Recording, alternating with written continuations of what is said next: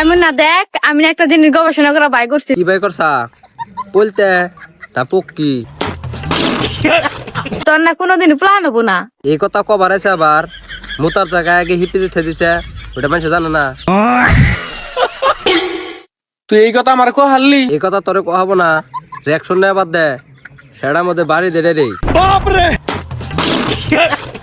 শালা গাদা এটা বুঝোস না? গাধা এটাই বুঝোস না, অন্য কাল গাথা হলাইলে তেলি দিয়ে পাইতি।